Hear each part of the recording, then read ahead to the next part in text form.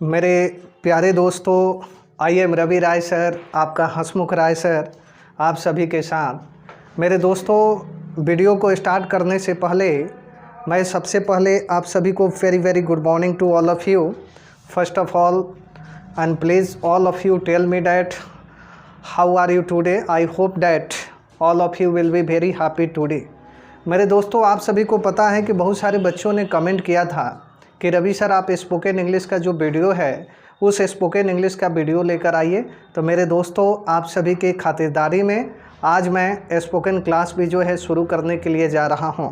लेकिन मेरे दोस्तों, आप सभी को मैं बताऊं, मेरा जो भी वीडियो बने उसको आप अंत तक जो है ज़रूर आप देखेंगे, क्योंकि अंत तक जब तक आप नहीं देखेंगे तब तक मेरे वीडियो का जो लाभ है, जो आनंद आप लोगों को पहुंचना चाहिए, वह आनंद आप लोग को प्राप्त नहीं हो सकेगा। मेरे दोस्तों, आप सभी को पता है कि मैं किसी भी वीडियो की शुरुआत करता हूं तो सबसे पहले मैं कुछ कोटेशन आप सभी के सामने मैं रखता हूं। तो आज जो है मैं आप लोगों के सामने कुछ मैं कोटेशन रखता हूं और आई होप डैट ये कोटेशन आप लोगों को काफ़ी ज़्यादा पसंद आएगा। रे भैया, अगर पसंद आए तो एकदम लाइक करियो, शेयर करियो और सब्सक्राइब हमारा चैनल के ज़रूर करियो। और इंग्लिश को हम लोग एकदम मातृभाषा मदर जो टंग है उसके हिसाब से हम लोग पढ़ेंगे। तो देखिए, कोटेशन दरअसल यह है कि असफलता एक चुनौती है यारो, इसे स्वीकार करो। असफलता एक चुनौती है मेरे यारो, इसे स्वीकार करो। क्या कमी रह गई देखो और सुधार करो। असफलता एक चुनौती है, इसे स्वीकार करो मेरे यारो। क्या कमी रह गई देखो और सुधार करो। जब तक ना सफल नींद चैन सब त्यागो तुम, जब तक ना हो सफल तुम नींद चैन त्यागो तुम। संघर्ष का मैदान छोड़कर मत भागो तुम, संघर्ष का मैदान छोड़कर मत भागो तुम। कुछ किए बिना ही जय जयकार नहीं होती, कुछ किए बिना ही जय जयकार नहीं होती। कोशिश करने वालों की कभी हार नहीं होती, कोशिश करने वालों की कभी हार नहीं होती। नन्ही सी चींटी जब दाना लेकर चलती है मेरे दोस्तों, नन्ही सी चींटी जब दाना लेकर चलती है, चढ़ती दीवारों पर 100 बार गिरती है, चढ़ती दीवारों पर 100 बार गिरती है। आखिर उसकी मेहनत बेकार नहीं होती, आखिर उसकी मेहनत बेकार नहीं होती। कोशिश करने वालों की कभी हार नहीं होती, कोशिश करने वालों की कभी हार नहीं होती। इसी कोटेशन के साथ मेरे दोस्तों, आज मैं आप लोगों को स्पोकन इंग्लिश का मेरा ये पहला क्लास होगा and this will be my first class for all of you. I hope that it will be a great class for all of you and who want to learn spoken English. तो मेरे दोस्तों, आइए इस class के जो सिलसिला है रे बाबू, एक के हम लोग शुरू करते हैं। देखो रे बाबू, आज हम लोग जो पढ़ेंगे ना बउआ, तो आज हम लोग पढ़ेंगे बाबू सेल्फ इंट्रोडक्शन जो है, सेल्फ इंट्रोडक्शन के बारे में। अरे बाबू, हम लोग सेल्फ इंट्रोडक्शन किस तरीके से दे सकते हैं। मान ले रे बाबू, तू तैयारी कर रहा है कोनो एग्ज़ाम के, और एग्ज़ाम के तैयारी कर रहा है और उसमें इंटरव्यू है। इंटरव्यू में तुमको जाकर इंटरव्यू देना है, तो तोरा के तरीके से अपने आप को इंट्रोड्यूस करोगे, इसके बारे में हम लोगों को जानना है। तो सेल्फ इंट्रोडक्शन का मतलब आज भारत में बहुत सारे यूथ के सामने एक बहुत बड़ी समस्या है कि वे लोग सेल्फ इंट्रोडक्शन को अच्छी तरीके से एक दूसरे के सामने बबुआ रिप्रेजेंट ना कर पाता है। तो आज हम लोग बारीकी से सीखेंगे सेल्फ इंट्रोडक्शन के बारे में, एक एक पॉइंट को हम लोग क्लियर करेंगे। और ये जो सेल्फ इंट्रोडक्शन होगा रे बाबू, आप सभी के लिए बहुत ही महत्वपूर्ण सेल्फ इंट्रोडक्शन होने वाला है। और ऐसे तमाम जो तो हर समस्या होगा, जैसे मान लो किसी के सामने ऑल ऑफ सडन जाते हो और तुमसे इंट्रोड्यूस योर सेल्फ पूछता है, तो वहाँ पर तुम्हें काफ़ी ज़्यादा दिक्कत होने लगती है। आज इन तमाम जितने भी दिक्कत है रे बाबू, इस सारा दिक्कत को हम लोग दिल से जो है निकाल कर आज फेंकेंगे एकदम, और दिल में एकदम दिक्कत जो शब्द है उस दिक्कत शब्द को दिल में बसा के नहीं रखेंगे। आइए मेरे साथ आप जुड़े रहिए। देखिए रे बाबू, सेल्फ इंट्रोडक्शन की अगर बात करते हैं तो 2 तरीके का आपका इंट्रोडक्शन होता है रे बाबू, ध्यान दो जरा। एगो जो इंट्रोडक्शनवा होता है रे बाबू, ओकरा के फॉर्मल इंट्रोडक्शन कहते हैं, ठीक है रे बाबू। एगो दूसरा जो इंट्रोडक्शन होता है रे बाबू, ओकरा के हम लोग क्या कहते हैं, इनफॉर्मल इंट्रोडक्शन कहते हैं। कौन सा इंट्रोडक्शन कहते हैं रे बाबू, इनफॉर्मल इंट्रोडक्शन कहते हैं। अब देख भाई, सेल्फ इंट्रोडक्शन को 2 हिस्सा में हमने बांट दिया रे बाबू। एक का जो नाम है फॉर्मल इंट्रोडक्शन है, और दूसरे का जो नाम है ओकर नाम जो है बाबू इनफॉर्मल इंट्रोडक्शन है। अब देख रे बाबू, भाई फॉर्मल इंट्रोडक्शन का क्या मतलब होगा रे बाबू, तो जहाँ तक तू फॉर्मल इंट्रोडक्शन के बारे में बात कर रहे रे बाबू, तो फॉर्मल का मतलब जैसे मान लो कि कोनो तू कॉम्पिटिटिव एग्जाम के तैयारी कर रहा है, आज जैसे तोहर कॉम्पिटिटिव एग्ज़ाम खटाक से निकल गया तो हमें पता चला कि में एगो इंटरव्यू भी पोस्ट है। तो जब तुम इंटरव्यू देने के लिए जाओगे तो उस इंट्रोडक्शन को हम लोग क्या कहते हैं, फॉर्मल। फॉर्मल का मतलब का एगो और भाषा में तुम एकरा के समझ सकता है। जैसे मान लो कि क्लासे में तुम बैठे हो, तुम्हारे शिक्षक ऑफिस में चुपचाप बैठे हैं रे बाबू, और वहाँ पर जाओगे तो खटाक से दरवाज़ा नहीं खोलोगे और खटाक से अंदर तुम प्रवेश नहीं कर जाओगे, बल्कि जाओगे तो वहाँ पर तुम्हें फॉर्मल इंट्रोड्यूस अपने आप को करना होगा। तो कैसे फॉर्मल इंट्रोड्यूस करते हो, तो सबसे पहले जाके कहोगे मैं आई कम इन सर, तो ओकरा बाद सर जी सुनेंगे कि हमारे जो चेलवा है तो मैं आई कम इन सर का है, तो कहेंगे यस यू कैन कम इन, तो तुम अंदर जा सकते हो। तो एकरा के माने शिक्षक से अगर कोनो परमिशन लेना हो तो ओकरा के हम लोग फॉर्मल, या कोनो इंटरव्यू में तुम अपियर होने के लिए जा रहा है तो वहाँ भी तुम्हें परमिशन की ज़रूरत होती है, तो उसको हम लोग फॉर्मल इंट्रोडक्शन के नाम से रे बाबू जानते हैं। अभी ना कि एग्जामिनर इंटरव्यूअर बैठा हुआ गया दरवाजे पर ना कि घुसी तो घुस, ना इस तरीके के ना करना रे बाबू, एकदम ये अनर्थ माना जाएगा। मतलब क्या है रे बाबू कि फॉर्मल इंट्रोडक्शन का होता है जब तुम अपने शिक्षक से या इंटरव्यू देने के लिए जाते हो और वहाँ जो परमिशन तुम लेते हो रे बाबू ओकरा के हम लोग फॉर्मल इंट्रोडक्शन कहते हैं। इनफॉर्मल ससुरा क्या होता है, बड़ा नाजुक चीज़ है। इनफॉर्मल जैसे मान लो हमारा दोस्त है और वो IAS की तैयारी कर रहा है बाबू, तो ये तुमको पता है कि जो IAS की तैयारी करता है रे बाबू, एगो रूम होता है, वो रूम में पैक करता है और ऐसा माना जाता है कि वो 10-10 घंटा रूमों में बैठ के वो पढ़ता है। और मान लो कि तोहरा इसे मुलाकात करना है, और मुलाकात करना है तो वहाँ जाकर ये नहीं कहोगे मैं आई कम इन सर, ओकरा से भी परमिशन लेने की ज़रूरत है। तो ओकरा से जो परमिशन तुम लेते हो तो उसको हम लोग इनफॉर्मल इंट्रोडक्शन कहते हैं। चाहे मान लो तोहर सगा संबंधी है, मान लो कि तोहर रिलेटिव, रिलेटिव से अगर कोनो प्रकार का तुम परमिशन लेना चाहता है तो उसको हम लोग इनफॉर्मल इंट्रोडक्शन कहते हैं। इसलिए हमने कहा रे बाबू तोहर जो इंट्रोडक्शन होता है उसको 2 हिस्सा में हम बांट दिए, और दोनों हिस्सा के बारे में हम लोग क्या करेंगे, पढ़ेंगे। पहला का नाम क्या है रे बाबू, ओकरा के अंग्रेजिया में कैसे कहोगे, फॉर्मल इंट्रोडक्शन, और दूसरा हिस्सा क्या हो जाएगा रे बाबू, informal introduction. The first part is known as formal introduction and the second part is called informal introduction. अब देख रे बाबू, मान ल कि फॉर्मल इंट्रोडक्शन है तो सबसे पहले तुम क्या करता है रे बाबू, इंटर करता है। इंटर का मतलब होता है रे बाबू तुम प्रवेश करता है। मान लो कि एगो दरवाज़ा लगा हुआ है और उसके अंदरवा जो है बूढ़ो इंटरव्यूअर बैठे हुए हैं, तो वहाँ सबसे पहले तुम प्रवेश करोगे। तो जब प्रवेश करोगे तो क्या कहोगे रे बाबू, फॉर्मल इंट्रोडक्शन में जब भी तुम प्रवेश करोगे तो तुम ये बात जरूर उनका सामने कहना कि मैं आई कम इन सर। सबसे पहले दरवाज़ा तू ऐसे नॉक करता है, और जैसे दरवाज़ा नॉक करता है तो उसके बाद बोलना पड़ता है बड़ी पोलाइटनेस तरीके से कि मैं आई कम इन सर। तो अंदर जितना भी इंटरव्यूअर बैठा रहता है वो कहते हैं यस यू कैन कम इन, आप अंदर आ सकते हैं, प्लीज़ टेक योर सीट। उसके बाद बोलते हैं। तो देखो एंट्री के दौरान तुमको क्या कहना होगा रे बाबू, मैं आई, और यहाँ पर क्या कहेगा रे बाबू, कम इन, और यहाँ पर सर कहोगे। एगो लड़का हमसे कह रही है सर, ये रवि राय सर बताइए ज़रा कि क्या हम में प्लीज़ शब्द का प्रयोग कर सकते हैं। तो यहाँ अगर तुम प्लीज़ सर का भी प्रयोग करना चाहते हो तो तुम बड़ी आसानी तरीके से कर दोगे। अगर प्लीज़ का तुम प्रयोग करोगे तो ये और अच्छा माना जाएगा। तो अगर अंत में तुमको प्रयोग करना हो रे बाबू तो प्लीज़ शब्द का भी प्रयोग कर सकते हो। अगर प्लीज़ शब्द का प्रयोग करोगे तो यह तुम्हारा और आदर सूचक माना जाएगा, और जो आपके बैठने वाले इंटरव्यूअर हैं वो यह समझेंगे कि लड़का बड़ा आदर्शवादी है रे बाबू। तो फॉर्मल इंट्रोडक्शन में एंट्री के दौरान क्या बोलना है रे बाबू, मे आई कम इन सर, प्लीज़ कहना है। सेकेंड जो पॉइंट होता है रे बाबू, उसका जो नाम है उसका नाम जो है आपका ग्रीटिंग्स है। ग्रीटिंग्स की अगर बातें करें रे बाबू तो ग्रीटिंग्स का मतलब क्या होता है, अभिवादन होता है। और अभिवादन का मतलब क्या होता है रे बाबू, जैसे मान लो कि सुबह में तो हर इंटरव्यू होने वाला है और बूढ़ऊ लोग अंदर बैठे हुए इंतजार कर रहे हैं सुबह में। तो जैसे तुम अंदर प्रवेश करोगे और जैसे तुम वहाँ बैठोगे तो उनको आपको ग्रीटिंग्स करना होगा। कैसे ग्रीटिंग्स करेगा रे बबुआ, तो ग्रीटिंग्स करने का अपना एक तरीका है। जैसे मान लो सुबह हमें तो इंटरव्यू हो रहा है तो तुम क्या कहोगे रे बाबू, कहोगे कि गुड मॉर्निंग सर। क्या कहोगे बाबू, गुड मॉर्निंग सर आप कह सकते हो। क्या कहोगे रे बबुआ, गुड मॉर्निंग सर। अगर मान लो कि तुम्हारा इंटरव्यू दोपहर के बाद हो रहा है तो तुम क्या कहोगे बाबू, गुड आफ्टरनून सर कहोगे। क्या कहोगे रे बबुआ, गुड आफ्टरनून सर। अगर मान लो कि तोहर इंटरव्यू शाम के समय में होने वाला है या हो रहा है, तो वैसी परिस्थिति में तुम क्या कहेगा बाबू?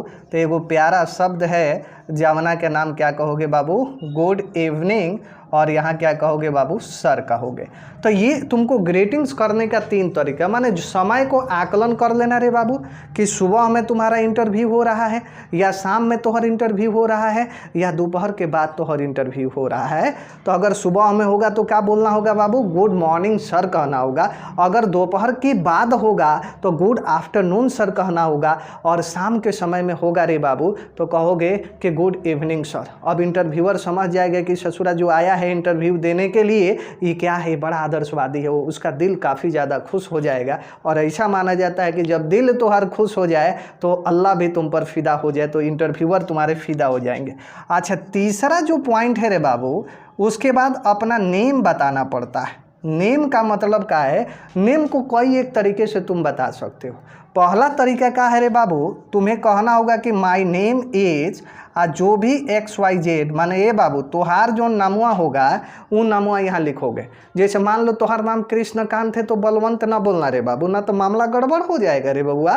तो अपना नाम बताना है, तोहार नाम जो कुछ भी होगा आप अपना नाम वहाँ पर क्या करिएगा? लिखिएगा। इसीलिए यहाँ पर हमने क्या लिख दिया बाबू? XYZ।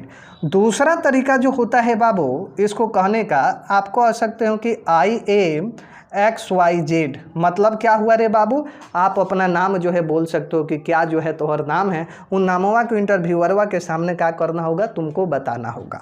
अच्छा, एक और तीसरा जो प्रोसेस है रे बाबू, उसको तुम दिस इज कह बोल सकते हो, दिस इज XYZ। लेकिन अब सवाल ये है रे बाबू कि दिस इज XYZ तुम जो है कब बोलोगे? तो ये देखो, जैसे मान लो कि एगो बड़ा ऑडिटोरियम है, एगो बड़ा मीटिंग हो रहा है और उसमें तुमको बुलाया गया है रिप्रेजेंट करने के लिए, तो वहाँ जाकर तुम माय नेम इज और आई एम फलाना ढिनका कहने की तुमको कोई ज़रूरत ना। तो एक बड़े ऑडिटोरियम को जब जैसे तुम जाता है ओकरा को मतलब रिप्रेजेंट करने के लिए, तो वहाँ पर अपने आप को एड्रेसिंग करना है। तो कैसे एड्रेसिंग करना है रे बाबू? दिस इज रवि राय, या जो आपका नाम होगा उस नाम से वो बड़ा सा जो ऑडिटोरियम है उस बड़े से ऑडिटोरियम को आप रिप्रेजेंट कर सकते हो। तो ये 3 तरीका है। बहुत सारा मिसकंसेप्शन है रे बाबू। बहुत सारे लोग कहते हैं ए सर माई सेल्फ से हम शुरू कर सकते हैं कि नहीं, माई सेल्फ रवि राय हम कह सकते हैं कि नहीं कह सकते हैं? तो ये बाबू माई सेल्फ से कभी भी अपना तुम नाम नहीं बता सकते हो, क्या कि माई सेल्फ जो है रिफ्लेक्सिव प्रोनाउन माना जाता है, और रिफ्लेक्सिव प्रोनाउन ससुरा कबो किसी वाक्य का सब्जेक्ट नहीं हो सकता है। इसलिए रे बाबू माई सेल्फ से कभी भी अपना नाम को एड्रेसिंग मत करो, माने अपना जो नामवा है उन नामवा को तुम जो है मत बताओ। तो 3 गो तरीका नाम बताने का, my name is XYZ, I am XYZ, और तीसरा जो सूटेबल तरीका है रे बाबू उसको कहोगे दिस इज XYZ। और माई सेल्फ से कभी भी इसको आप नहीं बोल सकते, ना तो खटाक से जो है इंटरव्यूअर सोचेगा कि ससुरा पगला गया है, और जब पगला गया है तो समझो हो कि पागल आदमी के साथ के तरीके का बिहेव किया जाए तो डायरेक्टर कहा गया कि may you go out of this office, ठीक है, या may you go out of this class, आप इस क्लास से आप बाहर जा सकते हो, क्योंकि अगर दिल टूट गया है। और जब दिल टूटता है तो बड़ी लगता है रे बाबू। इसलिए जो है आप माई सेल्फ से कभी भी इसकी शुरुआत आप ना कर सकते हैं। तो 3 तरीके से अपने नाम को एक दूसरे के सामने क्या करना होगा रे बाबू? एड्रेस करना होगा। I think all of you are getting my point clear. चलिए आगे हम बढ़ते हैं। जब आप अपना नाम बता देते हैं ए बाबू, तो नाम के बाद में आपको अपना प्लेस बताना पड़ता है। तो प्लेस हम कैसे बताएंगे ये बबुआ? प्लेस जो है बड़ी आसानी तरीके से हम बता सकते हैं। अब देखो प्लेस की रह गई जहाँ तक बातें, जैसे सेकंड पॉइंट आपका है बाबू, प्लेस आपको बताना पड़ता है। तो माने तुम कहाँ से आए हो, जैसे मान लो तुम्हारा दिल्ली में इंटरव्यू चल रहा है और तुम बिहार से बिलोंग करता है, तो तुम कैसे बोल सकता है बाबू? तो आपको बोलना होगा कि आई एम फ्रॉम, क्या बोलना होगा रे बबुआ? आई एम फ्रॉम बिहार। या दूसरा तरीका जो तुम आप बोल सकते रे बाबू, आई बिलोंग टू बिहार आप बोल सकते हो। या एक और तरीका है उसको आप बोल सकते हो कि आई वाज बोर्न इन, और यहाँ लिख सकता है बिहार, एंड यहाँ क्या लिखेगा रे बाबू? रेज इन देलही। ये 3 तरीका है, आप अपना जो स्थान है, जो प्लेस है, वो प्लेसवा को आप बता सकते हो। पहला तुमको कहना होगा आई एम फ्रॉम बिहार, और दूसरा कहना होगा कि आई बिलोंग टू बिहार, और तीसरा कहना होगा I was born in Bihar and raised in Delhi. मेरा जन्म तो बिहार में हुआ है लेकिन अभी हाल फिलहाल हम दिल्ली में रह रहे हैं। तो ये 3 तरीका हो गया बाबू प्लेस को बताने का। इसमें से कौनो एगो जो तरीका जो तोहरा दिल में धंसता हो उसको तुम क्या कर सकता है रे बाबू, उसको तुम लिख सकता हो। तुम्हें कहना होगा तो you have to say like this, I am from Bihar, या कह सकते हो आई बिलोंग टू बिहार, या I was born in Bihar and raised in Delhi. आप इस तरीके से क्या कर सकते हो, प्लेस को क्या करोगे रे बाबू, आप बता सकते हो। अच्छा रे बाबू, प्लेस के बाद में जो आ जाता है तो हर क्वालिफिकेशन पूछता है, अपना क्या बताओगे राजा? राजा qualification, you have to say something about your qualification. माने अब तुमको क्या बताना होगा, अपने क्वालिफिकेशन के बारे में बताना होगा। जैसे क्वालिफिकेशन माने तुम कहाँ तक पढ़े हो, कहाँ तक तुम्हारी पढ़ाई हुई है, उसको बताना होगा। तो जैसे क्वालिफिकेशन, जैसे मान लीजिए कि आप ग्रेजुएट होने वाले हैं, तो आप क्या लिख सकते हैं बाबू, आई एम अबाउट टू, आप लिख सकते हैं बाबू I am about to graduate, I am about to graduate. माने तू ग्रेजुएट अब होने वाला है, अभी तुम्हारा ग्रेजुएशन कंप्लीट नहीं हुआ है। और दूसरा तरीका है कि आप कह सकते हो, मान लो कि लॉ का जो स्टूडेंट है उनका इंटरव्यू होने वाला है, तो आप कह सकते हो कि I M law graduation, I am law graduation. माने क्या हुआ कि हम लॉ में जो है ग्रेजुएशन अपना कंप्लीट कर चुके हैं। अब जैसे बहुत सारे बच्चे हैं जो क्लास 12 कंप्लीट कर लिया है, अब ओकर कोनो मान लो कि कंपनी में इंटरव्यू होने वाला है, तो वो अब क्या बोलेगा, वो कह सकता है कि आई कंप्लीटेड, क्या कहेगा ए बाबू, आई कंप्लीटेड क्लास, क्या कहेगा बाबू, I completed class 12 from XYZ। माने जहाँ से वो कंप्लीट किया है, जमुना कॉलेज से, जमुना यूनिवर्सिटी से वो कंप्लीट किया है, तो कह सकता है आई कंप्लीटेड क्लास 12 फ्रॉम XYZ। ठीक है। अगर मान लो कि वो ग्रेजुएशन कंप्लीट कोई कर लिया है, तो कह सकता है कि आई कंप्लीटेड ग्रेजुएशन क्या कह सकता है बाबू, लास्ट, और ये क्या कह सकता है ईयर। तो मान लो कि तुम्हारा क्वालिफिकेशन के बारे में बताना है, तो ये 4 गो पॉइंट है, ये तरीके से तुम क्वालिफिकेशन के बारे में तुम क्या कर सकते हो रे बाबू, तुम बता सकते हो। I am about to graduate माने अभी हम ग्रेजुएट ना हुए, अभी हम ग्रेजुएट होने के लिए जा रहे हैं। तो मान लो कि लॉ ग्रेजुएशन हो तो कह सकते हो आई एम लॉ ग्रेजुएशन, ठीक है ना। अच्छा, मान लो कि तुम क्लास 12 जो है पास कर गया है, तो तुम क्या कह सकते हो, आई कंप्लीटेड क्लास 12 फ्रॉम जावना कॉलेज से तुम क्लास 12 किया हो, उसको तुम क्या कर सकता है बाबू, लिख सकता है।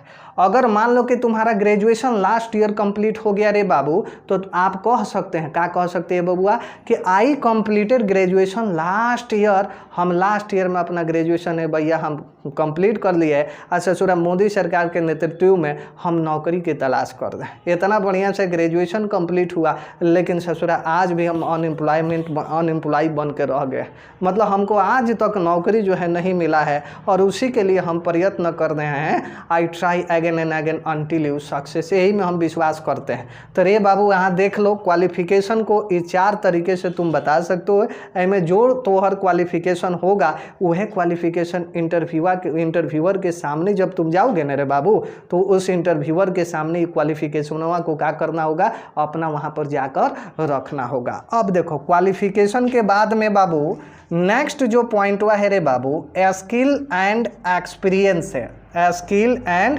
एक्सपीरियंस। और मान लो कि तहार क्या स्किल है और क्या एक्सपीरियंस, जैसे मान लो कि इसको बताना होगा।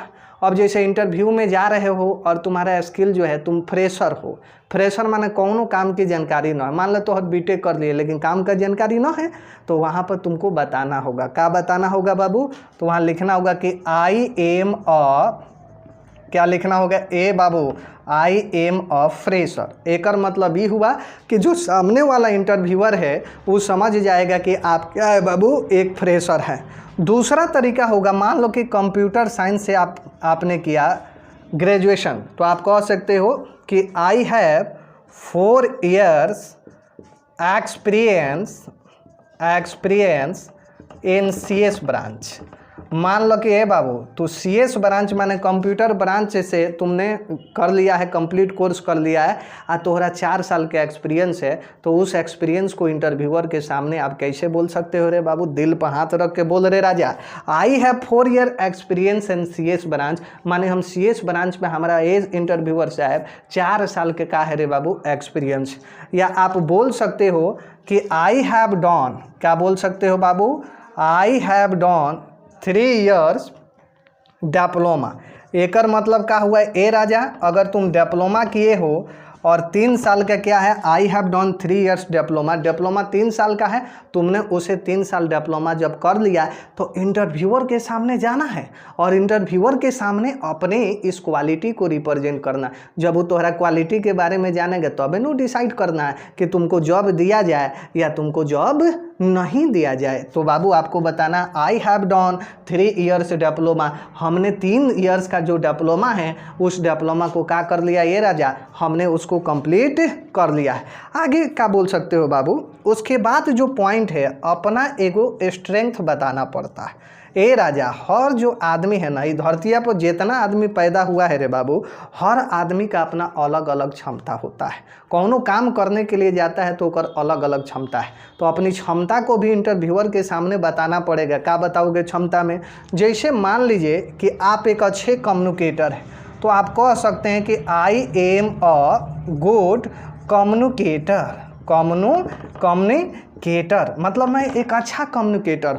मैं जवना आदमी से हम बात करते वो दिल में ओकरा जगह जब तक बनाते नहीं हैं तब तक हम वहाँ से नहीं आते हैं। तो ओकरा के अंग्रेजिया में क्या कहते हैं रे बाबू? गुड कम्युनिकेटर कहते हैं, माने he is a good communicator. और वो दिल में जगह वह बना सकता है जवना के बातचीत करने का तरीका अच्छा होगा, और जवना के बातचीत करने का तरीका अगर अच्छा नहीं होगा तो वह कभी भी किसी के दिल में अपना पोजीशन, अपना जगह नहीं बना सकता है। और क्या बोलना होगा? जैसे मान लो कि तुम कह सकते हो कि आई एम अ मल्टीटास्कर। मतलब क्या हुआ ए राजा? मल्टीटास्कर का मतलब होता है कि सर हमारा अंदर ही काबिलियत है कि हम कौनो छोटा छोटा जो काम होता है वो छोटका छोटका कामों को हम आसानी तरीके से कर लेते हैं, तो उसको हम लोग क्या कहते हैं बाबू? I am a multitasker. तो इंटरव्यूअर जो है देखेगा, कहेगा बाप रे बाप, ये तो क्वालिटी वाला बंदा लगता है रे, जल्दी एकरा के जोन बस सेलेक्ट एकरा के कर लिया एकदम। फिर काहे कि यह हमारा माने इस जॉब खातिर पैदा हुआ है, इसी जॉब के लिए। तो डायरेक्ट तुम्हारा स्ट्रेंथ जैसे इंटरव्यूअर सुनेगा तो डायरेक्ट वो क्या करेगा? तुमको कहेगा ना ना ना, ये तो हम यहाँ बैठे हुए हैं तोहरे के जॉब देने के लिए। तो वो क्या करेगा? बहुत खुश हो जाएगा, खुश हो के क्या करेगा? खटाक से तोरा नाम में जॉब दे देगा। और क्या बताना होगा रे बाबू? अब तुमको तीसरा जो पॉइंट है कह सकते हो कि I am a positive thinker. क्या बोलोगे ए बाबू? Positive thinker. माने इंटरव्यूअर के सामने जाना है और बताना है कि sir I am a positive thinker. मतलब हुआ कि हम एक पॉजिटिव थिंकर हैं, माने अच्छा सोच रखने वाले हैं। तो इस तरीके से कहोगे ना तो इंटरव्यूअरवा जो बैठा होगा वो पूरा दिल खुल के खुश हो जाएगा और कहेगा कि तोहरे तो हम तलाश कर रहे थे, और खटाक से तुमको क्या कर देगा बबुआ? तुमको जॉब दे देगा। तो अपना स्ट्रेंथ बताना है। ओकरा बाद क्या बताओगे बाबू? इसको जरा आप रिव्यू ले लो, ओकरा बाद फिर हम आते हैं। रिव्यू जल्दी ले लीजिए इसका। अब आ जाइए ए रजा, अब आते हैं हम लोग। अब इतना कुछ करने के बाद में अपना एगो एम बताना पड़ता है। इस धरती पर जितना आदमी पैदा हुआ है ना रे बाबू, हर आदमी का अपना एगो एम होता है, एगो उद्देश्य होता है। अब जैसे हमारे इंजीनियर अभिमन्यु कुमार पैदा हुए धरती पर, तो वो इंजीनियर बनना उनका एम था। तो आज वो गर्दा उड़ा रहे हैं इंजीनियरिंग सेक्टर में। वो कौनो फिजिक्स का कौनो सवाल होता है, लाइए खटाक से मारते हैं, बटन दबाते हैं, खटाक से आंसर आउटपुट हो जाता है। मतलब उनका क्या है बाबू? एम था इंजीनियर बनना रे बाबू एकदम। तो वैसे ही हर आदमी का एम होता है। जैसे मान लो कि तोहर एगो लड़का के एम है कि रात में सोएगा, रात भर सपना देखेगा कि जब तक ओकरा से मिलेंगे नहीं तब तक छोड़ेंगे नहीं। मतलब क्या है? ओकर एम है कौनो से मिलना। अब कैसे मिलना ये आई डोंट नो, मैं नहीं जानता हूँ, लेकिन हर आदमी का अपना एम अलग अलग होता है रे बाबू। कौनो डॉक्टर बनना चाहता है और इंजेक्शन घोंपना चाहता है, और कोनो IAS और IPS बन के जो है सैल्यूट करवाना चाहता है। मतलब क्या है रे बाबू? हर आदमी का अपना अलग अलग एम होता है। अब देखो लाइफ एम में क्या लिखोगे ए राजा? लाइफ से एम का मतलब क्या होता है, आप जीवन में क्या बनना चाहते हो। अगर मान लीजिए कि आप IAS बनना चाहते हो तो यहाँ लिखना होगा कि I want to be an IAS, और क्या लिखोगे बाबू, officer. I want to be an IAS officer. और मान लो कि तुम डॉक्टर बनना चाहता है रे बाबू, तो क्या बोलोगे, I want to be a doctor. अच्छा डॉक्टर बनना चाहता है, बड़का इंजेक्शन सूर्यवंशम वाला नहीं घोंपना चाहता, तो कहोगे कि I want to be a doctor, I want to be a good doctor. अच्छा मान लो और क्या बनना चाहते हो बाबू। अगर मान लीजिए कि आप एक खिलाड़ी बनना चाहते हैं तो आप कह सकते हैं कि I want to be a good player. हर इंसान का अपना अलग अलग एम होता है बाबू। तो आप जब जाइएगा तो अपना जो एम है उस एम को आप क्या करिएगा ये बाबू, आप बताइएगा। उसके बाद आ जाता है बाबू हॉबीज़ के बारे में बताना है। हॉबीज़ के बारे में पहले लोगों का जो हॉबी होता था बाबू एक हुआ करता था, लेकिन आजकल जो है हर इंसान के अपना अलग अलग हॉबीज़ होता है। जैसे कौन अभी जो है क्रिकेट खेलना चाहेगा, किताबों पढ़ना पसंद करेगा, इसलिए हमने यहाँ क्या लिखा है बाबू, आपका हॉबीज़ लिखा हुआ है।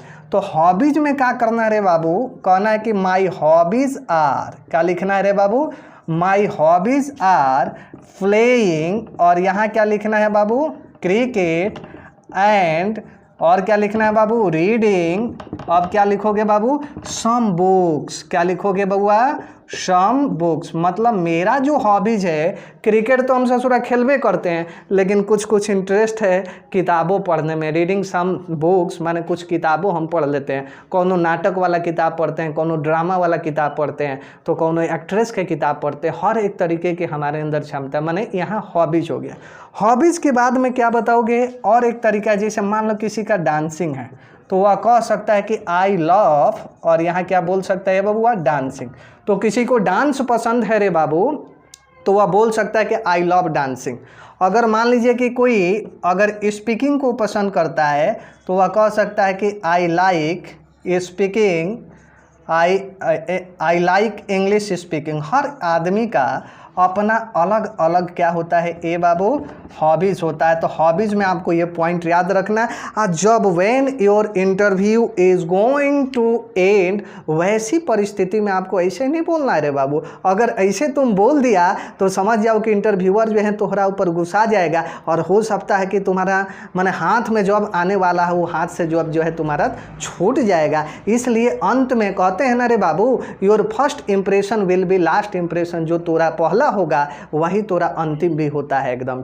तो किसी से भी अगर बातें कर दे बाबू तो पहला जो इंप्रेशन है तोहार वो बेहतर इंप्रेशन तोहार होना चाहिए। अगर नहीं है तो समझो कि लास्ट इंप्रेशन भी पूरी तरीके से ख़त्म हो जाती है। इसलिए अंत में बोलना है, क्या बोलोगे ए बाबू, that's all about me, that's all about me. और फाइनली क्या बोलोगे ए बाबू, थैंक यू, और यहाँ बोलोगे वेरी मच। ये क्या हो गया, दैट्स ऑल अबाउट मी का मतलब हुआ कि हे इंटरव्यूअर साहब जो आप बैठे हुए हैं, मैं दैट्स ऑल अबाउट मी, जितना भी हमने बताया पॉइंट हुआ ये सब मेरे बारे में है। और उसके बाद निकलते निकलते या अंत होते होते आप कहोगे कि थैंक यू वेरी मच। इस तरीके से आप फॉर्मल इंट्रोडक्शन को दोगे तो मैंने जितना भी पॉइंट आपका क्लियर किया है, इस तरीके से ये हाई लेवल का जो है इंटरव्यू है। अगर तुम IAS में भी अगर मैंने इंटरव्यू होता है उसका भी यदि आप इंटरव्यू देना चाहते हैं तो आप बड़ी आसानी तरीके से इन सारे पॉइंट्स को आप रिकवर कर लेंगे।